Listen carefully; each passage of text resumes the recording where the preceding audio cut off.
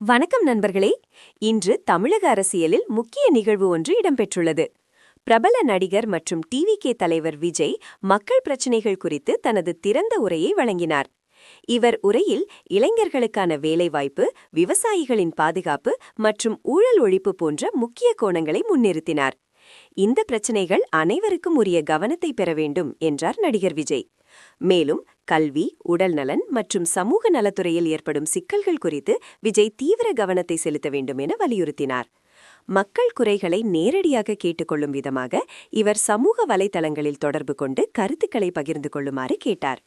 நடிகர் விஜய் உரையில் பொதுமக்களுக்கு நேரடியாகவும் தெளிவாகவும் தகவல்கள் வழங்கப்பட்டன. இது சமூக வலைதளங்களில் பெரும் கலக்கலை ஏற்படுத்தியுள்ளது. தமிழ்நாட்டில் நடைபெறும் அரசியல் மாற்றங்களிலும் இவ்வாறு நடக்கும் நேரடி உரைகள் மக்களுக்கு எதிர்கால தீர்மானங்களை எடுக்க உதவும் என்று நிபுணர்கள் கூறுகின்றனர்.